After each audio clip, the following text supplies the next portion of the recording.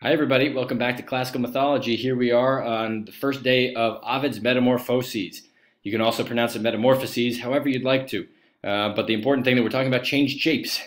And with this new work, the last one that we're going to be encountering together this term, it's important that we be on the same page. And that's a literal thing because, of course, there are so many, there's such a very thick volume that it's important to have the right page numbers. And so you will, of course, see that on your syllabus. But this is the Mandelbaum translation from 1993. That you'll see. There are earlier editions as well, but try to get the 1993 one because then we'll be sure to be on the same page.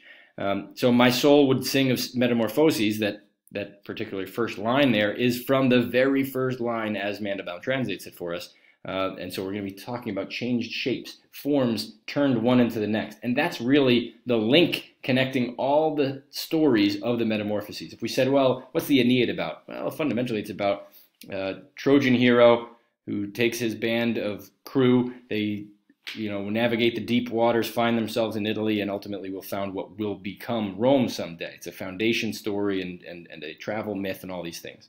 Or you could say, well, what's the Iliad about? Well, there's a lot of fighting. You could say it's even just about the Iliad is about the wrath of Achilles, say, or however you can put these things into a nutshell. The Metamorphoses, by contrast, is a little bit trickier to pin down as any one thing. It's about changed shapes. That's really about it. There are so many different myths in there, myths with Greek names, and so a lot of what we talk about in Shakespeare and other sort of known Greek mythology is actually filtered through this, a Latin writer, a Roman writer, in his lens. So we're not actually talking in Greek so much as talking in Latin, but he brings in a lot of these Greek names and myths that were, that originated in the Greek sagas. So these are considerations to have. There's not one unifying link other than that there's usually some kind of change of shape where a figure in the myth will be changed into a flower, say, or a tree, two of which we'll discuss today.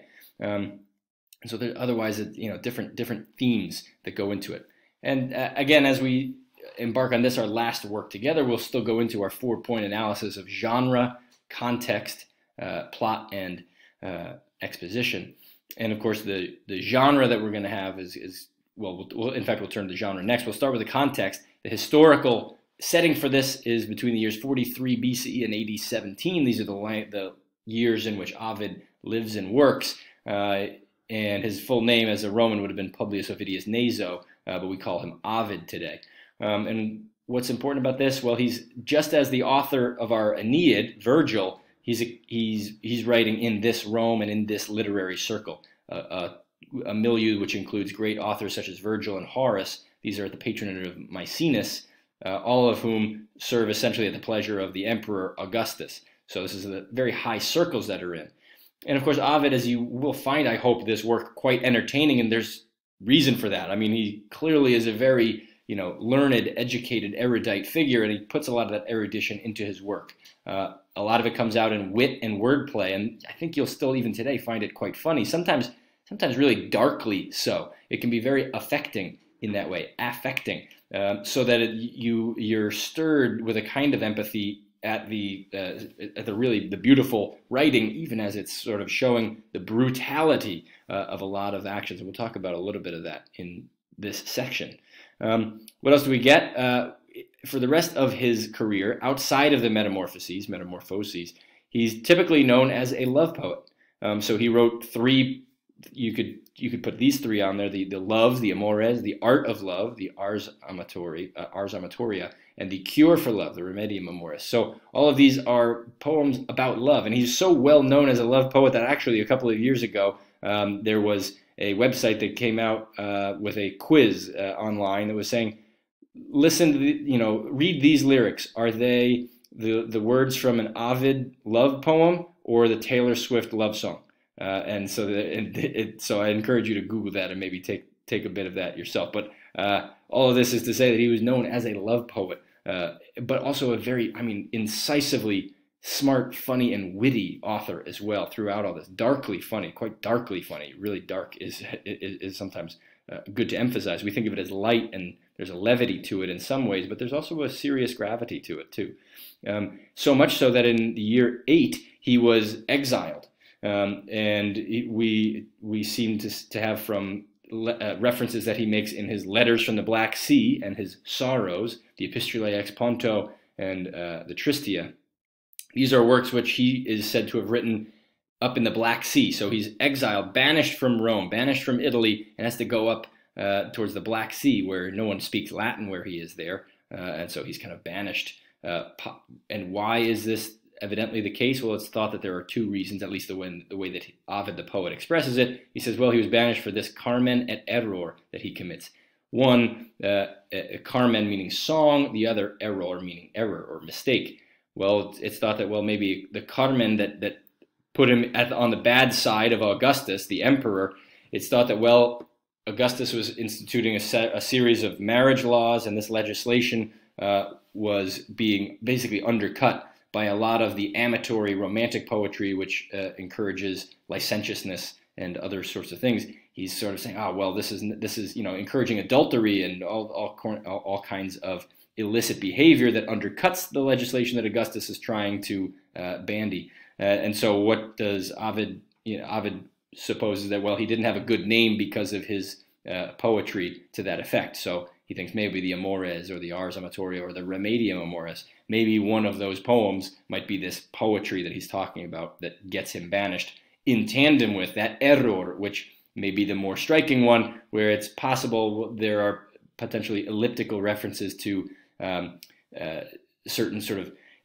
illicit activities that whether they're sort of orgiastic rites or other things, or maybe these are related to some kind of cult ritual that's just sort of a rite that he sees, R-I-T-E, and he shouldn't see, and potentially Augustus's own daughter is involved in these very same things. So it's all very murky, and we have no confirmation of much of this. And of course, this is all being told to us by Ovid in a kind of wink autobiographical way. He's always sort of playing fast and loose with the truth, so it's hard to take this without a grain of salt. We must kind of retain that grain of salt firmly in hand, because it's really still unclear. Scholars still debate what this Carmen et error might mean, or if it's even real. Some people say maybe he didn't even go into exile, and this is all just a poetic facade. Hard to say. But anyway, what is clear is that he leaves us very many. I mean, he's a prolific writer, wrote so many works. I include 3 more at the bottom there on all kinds of sort of substances and tracts. One, the Fasti, about Roman feast days. We have the Ibis, the Medicament. That's also written, by the way, in his exile poetry. Medicamina faciae feminae. This is all sort of ointments for essentially cosmetics and makeup. And so all of this, I mean, he's doing this in a way that channels earlier poets in a very erudite, learned fashion, but he also infuses it with a bit of levity and with joking allusions. So he kind of subverts the genre as he does. So there's a didactic poetry, basically how-to kind of poetry that he gives a send-up and how to make, in this last work, the Medicamina, how to make women's makeup. And so it's kind of like, it's a lavish and over-the-top thing. I mean, you'd have, I don't know, like 100 pounds worth of makeup if you were to follow this mock handbook. So all of this is to say that in all of these things, he's extremely sort of funny and humorous and trying to get at a bit of levity. So that's what really is the undercurrent behind so much of Ovid's work. And that is also the case in this, Ovid's Metamorphoses. We call it kind of a gem because you could really pick it up from A to Z, but you could pick it up at any intermediary point as well. There are 15 books which make it. Remember, we had 12 for the Aeneid, we had 24 for the Homeric epics. This 15, an odd number, but it's clear that he does intend it this way, as you have in that quote from the Tristia that I put before you. But whatever his intention on making this the sort of distinctive 15-book work that it is, he channels the epic tradition by writing it in dactylic hexameter. So again, our genre is a kind of epic. You'll note that the length of it alone is huge, and it's in the meter of epic. We're back to this dactylic hexameter that Virgil wrote in, and that in Greek the Homeric epics were composed in. So we're still very much talking about this high epic language and register, and even the content speaks to that. We're not talking about necessarily swords and battles necessarily, though there are glimpses of that. What we do get are myths and transformations, as we said. That's going to be the one link that connects all of these things. And the Carmen Deductum, this woven poem, is what's woven one story right into the next. Again, often only tangentially related to the one that comes before it. And it gets a bit confusing.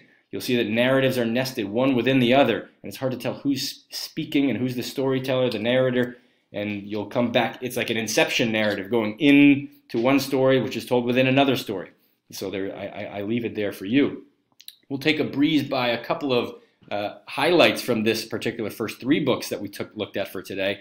And in book 1, we begin with, well, I want to tell a story of changed shapes. And so this is what he tells us of these, the chaotic beginnings of the universe. Goes into the 4 ages of mankind. And what does he ultimately, though, relay? But we start to get into some of these particularly colorful stories, one of them being Daphne and Apollo's.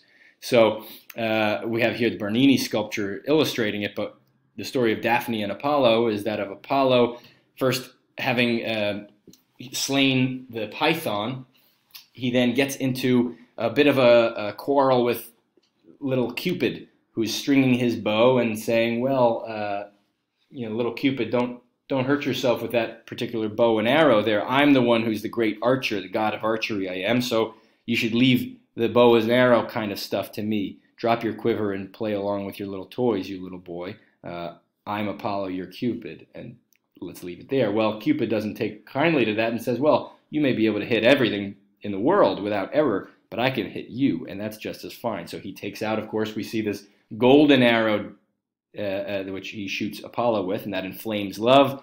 He then shoots another arrow into Daphne, but that arrow is tipped with lead, and so she's, of course, repulsed by the sight of Apollo, who's pursuing her. So all this is the gold infuses you with love for what you next see, and Daphne is repulsed by what she next sees, of course, Apollo. So all of this is then the story is that he chases after her relentlessly, she relentlessly flees, and just as he's about to get hold of her, as Bernini depicts in this sculpture, she implores that she be turned into a tree rather than be taken by Apollo, and so that's, of course, what we see happening here. Her hands begin to turn into leaves, and she becomes a laurel tree.